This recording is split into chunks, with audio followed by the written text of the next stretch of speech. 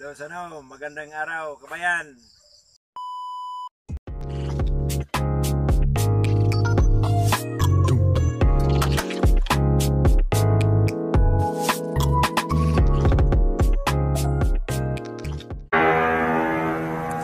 Ma'am, sir, magandang araw.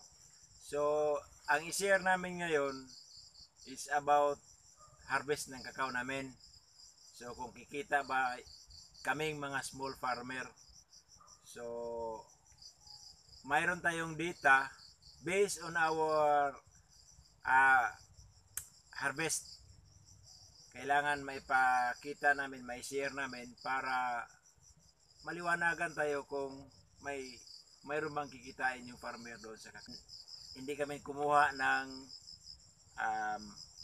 data doon sa farm nila, kundi sarili namin talaga experience kung yung expenses at saka kita ng beans, kung kikita ba yung small farmer. So, ngayon, punta tayo doon sa data na ginawa namin. Mayroon kaming data at ipakita namin kung magkano ba talaga, saan kikita si farmer. Kaya kunting tiyaga lang, medyo mahaba-haba yung presentation namin kasi nag-base tayo doon sa data na kinulikta namin dito sa farm. Kaya kunting tiyaga lang, mga sano, kabayan. Ito na po tayo sa ating kakao data. So, ito, disclaimer lang po, sariling data po ang ginamit namin sa kakao namin mismo. So, to visualize sa ating data, ito po yung umpisa. Sa March 1, 2013, doon po nag-umpisa yung pagtanim natin sa 1,675 grafted kakao. So, kung makita nyo, yung lupa namin medyo pula. Ito, mapula siya kasi medyo hindi maganda yung lupa. So, kailangan ng mga fertilizer para magkaroon tayo ng magandang resulta ng kakao. So, ito na, March 13, 2013, natapos na yung pagtatanim natin. So, kung mapansin nyo, maraming coconut leaves dito.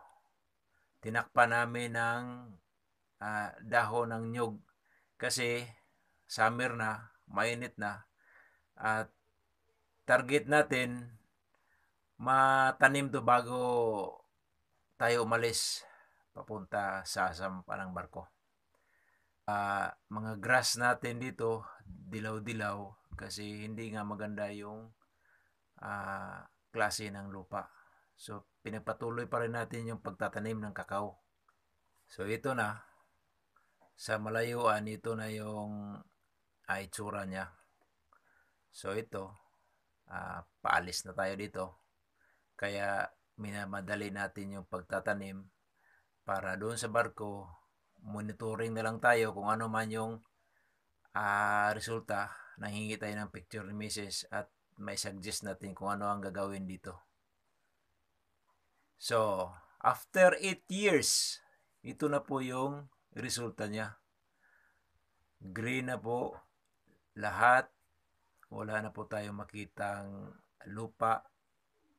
At malalaki na rin yung mga kakao natin. So, dito, medyo maganda na tingnan. So, medyo may konti lang kaming tips dito. Pag palayan yung sa baba, marami kasing daga dito sa kakao natin. Kailangan palaging malinis. At sa panahon ng palay, dito naman lilipat yung daga sa baba. So, medyo malaki-laki ang maintenance dito kasi lagi mong nilinisan yung kakao natin. Pero, kung puro na lang tayo linis, walang return, puro na lang gastos. Kaya, ginawa natin, hinayaan muna natin na magkaroon ng puhunan para sa palinis nito. So ito na yung kakao. 8 years old. Ang nag-survive na lang 1,150 cacao trees. So ito na, matataas na sila. Lalong mahirapan tayo mag-pruning at mayroon na ring bunga. So para ma-visualize nyo na ganon yung expenses. So sa cacao dita, ito yung harvest natin as of November, December hanggang January. So 3 months. As of November, unang harvest natin is 33.5 kilograms dried cacao. So pangalawa, nagiging 33. So ang pinaka-peak niya is yung pangatlong harvest namin, 59 kilos. Marami-rami. Kaso lang, may problema tayo dito banda kasi tag-ulan siya. Nahirapan tayong ma-sun-dry kasi maulan. Kaya nangitim yung kakao natin, sayang. Kaya wake up call yun pag may kakao tayo na medyo maganda yung harvest, kailangan talaga ng dryer, mechanical dryer or yung kahit plastic UV. Makasurvive na siguro yon. So proceed tayo. Mayroon tayong 6 na harvest. Nagkaroon tayo ng 218.5 kilograms na dried beans. So ang total harvest, ipalagay lang natin na sa wheat beans muna, 624 kilograms. Or dinray natin, nagiging 218.5 kilograms dried on unfermented beans. So, dito muna tayo sa expenses. In one peak season tayo ang gastos. So ito, sa harvesting, 1.5 days, 3 tao, times 300 per day, kasi libre po yung pagkain nila. So mayroon tayong gastos na 1,350 sa 1.5 days. So 6 na harvest, nagkaroon siya ng expenses na 8,100. So sa fertilizer naman, mayroon tayong 20,000 na estimate doon sa fertilizer.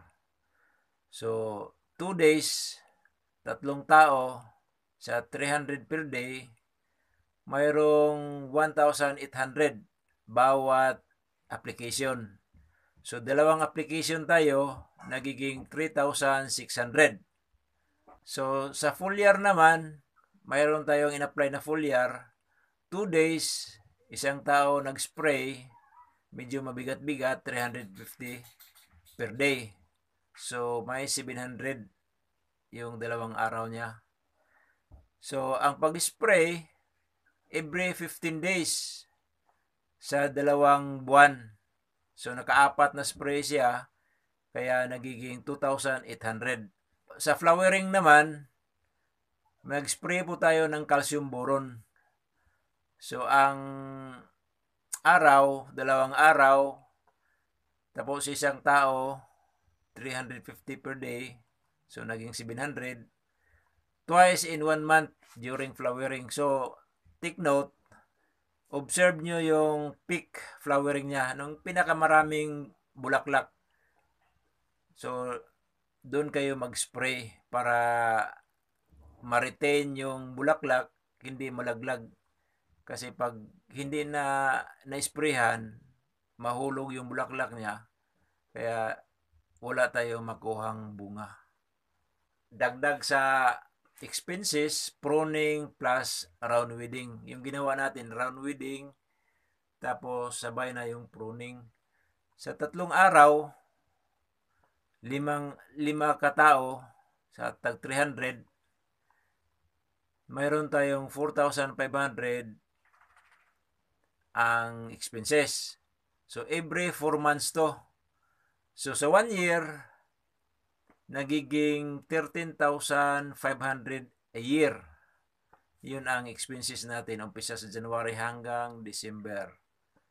So, yan, 13,500. So, hindi na natin bilangin yung 1-year-old hanggang 8 years old siya kasi medyo masakit na. So, dito muna tayo sa isang peak season lang ito. Ito na yung total expenses niya. Harvesting, fertilizer, labor, foliar, boron spray, saka pruning, weeding. Mayroon siyang total na 400. So, excluding yan sa plastic sleeving. Hindi na kami nagbalot kasi mayroon akong sinampol doon na ilang puno binalot namin. Ang lahat ng binalot ay nangitim.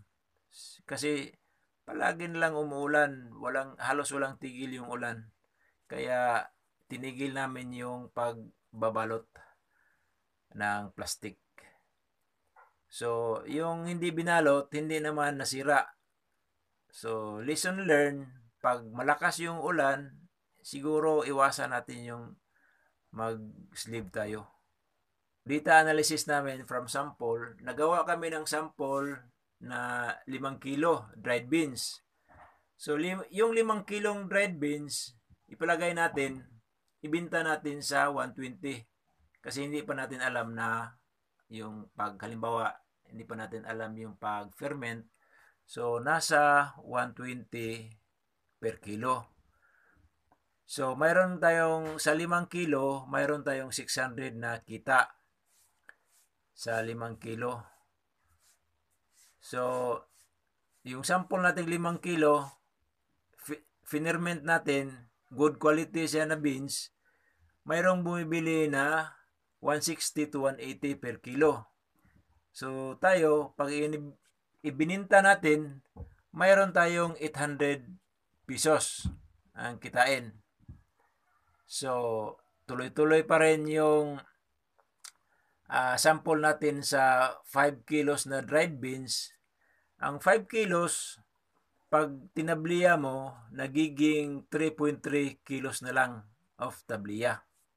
So, yan ang ginawa namin. So, sa 3.3 of tabliya, if good quality tabliya, may binta natin sa 500 per kilo. So, mayroon tayong kikitain na 1,650 sa 5 kilos na dried beans. Pag ginawa nating tabliya, medyo maka-angat-angat tayo ng konti. So, proceed tayo. Sa first harvest, halimbawa, yung 94 kilos natin na wheat beans, ibininta natin sa 30 pesos per kilo. So, mayroon tayong kita na 2,800. So, ang 94 kilos wheat beans, dinride natin kasi tuloy-tuloy yung natin, hindi natin bininta yung wet. So, ito yung resulta. 33.5 kilos of dried beans. So, ang dried beans, yung sinabi ko na kanina, halimbawa hindi pa natin alam yung pag-ferment, yung 33.5 kilos, ibininta natin sa 120 per kilo. So, mayroon tayong kikitain na 4,020 sa first harvest yan. So, halimbawa, marunong tayong mag-ferment, ito na yung resulta. Sa 33.5 kilos, mayroong bumibili ng 160 to 180 per kilo. So, tayo, finerment, mayroon tayong kikitain na 5,360. Ito. So, yung 35.5 kilos, tuloy-tuloy pa rin hanggang saan tayo makakita ng medyo kunting paraan na makaroon ng profit. So sa 33.5 dried beans, ginawa nating tabliya, ito na yung resulta. 22.11 kilos of tabliya. So, ang 35 dried beans nagiging 22.11 na tabliya, good quality, maibenta natin sa 500 per kilo. So, mayroon tayong kikitain na 11,055 sa first harvest. So, proceed tayo. Total harvested. Dito na. Halimbawa, inipon natin lahat. Inipon. So, pag wet beans, 624 kilos yung total natin na na-harvest. So, sa 30 pesos per kilo, ito lang yung kikitain mo. 18,720 sa loob ng 3 buwan. So, wala ka ng hassle dito kasi pag katapos mo ng harvest, ibininta mo na kaagad, mayroon kang 18,720. So, malaman natin yan mamaya. So, dried natin, hindi fermented, yung kikitain natin is 26,160. So, marunong tayo mag-ferment. Yung 218 kilos, mayroong bumili ng 160 o 180, pero 160 lang sa atin. Kaya, kikita tayo ng 34,880. So, hindi pa rin maganda yung figure na to. So, pinagpatuloy natin, ginawa nating tabliya. Halimbawa, itong 218, ginawa nating tabliya, ito na yung resulta. 43.6 kilos of tabliya. So, good quality. Halimbawa, 500 per kilo, ito yung kita niya. 71,940. So, ito na. Yung gross income of tabliya is 71,940 less sa expenses niya 49,400. Mayroon tayong net profit na 22,540 sa isang peak season yan. So medyo gumana tayo dito sa tabliya making. At ang tanong dyan, kung paano ba gumawa ng quality tabliya. So, dyan, hanapan natin ng paraan. Baka makatulong sa atin yung DOST. Maghanap tayo ng equipment at willing po kami mag-training, undergo training tungkol sa tabliya making. So, mayroon kaming na-encounter na problema. Ito nga sinasabi ko. So, yung 59 kilos namin na dried, ito yung resulta. Umpisa na yung pangingitim niya hanggang nangingitim talaga to lahat. Kaya sayang yung 59 kilos.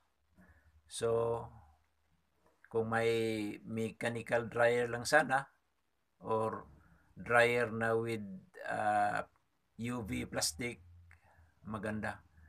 So, yan ang hanapan natin ng paraan. So, sana makahanap tayo.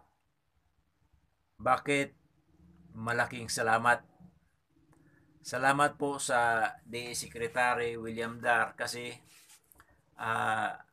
na feel namin yung tulong kaming maliliit na farmer, lalo na yung cacao farmer, na feel namin yung tulong na dama namin. Kasi first time po kaming nagkaroon ng ayuda tungkol po dito sa aming cacao. Kasi bleeding na po kami. Hindi nila alam na yung problema namin dito sa aming lugar. At maraming salamat din sa initiative ni Governor Art Yap kasi tinulungan kami sa Association of Bohol Cacao and Producers, ABCAP. Tinulungan kaming grupo na medyo makaaon din sa hirap sa aming expenses tungkol sa fertilizer. So sa Provincial Agriculturist namin, si Sir Larry Pamugas, marami pong salamat Sir. At sa Office of the Provincial Agriculture, Sir Orman Hilot, thank you. At dito sa municipal namin, Municipal Mayor Sofronio Apat, marami pong salamat. At lalo na sa MAO namin, Peter Calamba, Sir, thank you. Medyo tinulungan nyo kami sa lahat ng tungkol sa agriculture. At kay Helen Marabulas, at kay Ma'am Ima Mante, kay Ma'am Maribet Halasan, at sa lahat ng staff. Ma'am, Sir, sa inyong lahat, marami pong salamat. Kaya po kami nagpasalamat dahil naramdaman namin yung tulong ng Department of Agriculture. So, balik tayo doon sa cacao farm. So, balik tayo sa Ingat, bye-bye. So, yun lang po sir, ma'am, kabayan, nakita niyo yung data. So, kayo na po ang bahala kung saan kayo hiyang. Kung wet beans ba yung binta nyo, yung dried beans, or hanggang doon kayo sa tablia. So kami naman dito sa farm, gusto namin na desisyonan ng asawa ko, anak ko, na ipagpatuloy yung hanggang sa tablia. Kasi malaki-laki naman yung kikitain natin kung sakaling maganda yung quality ng tablia natin. So sa tulong ng DOST, maghanap tayo ng paraan kung paano tayo makapag-produce ng quality tablia at mga equipment para magamit dito sa farm natin sa cacao making tablia. So yan, naipakita namin. At disclaimer po, sarili naming data ang kinuha namin. Baka magtaka kayo kasi doon sa ibang sa Mindanao, malaki yung harvest nila. Pero dito sa Bohol namin, base ito sa lupa namin, sa weather, at lalo na sa fertilizer. Kaya huwag kayong magalit na ganon ang data na nakulikta namin. Sarili yan, experience namin. So, yan lang muna at i-update namin kayo sa susunod na video kung ano na nangyari sa ating tablia making. So, bye-bye. Pilot off. Ma'am, sir, pilot off. Bye-bye. Kabayan, ingat.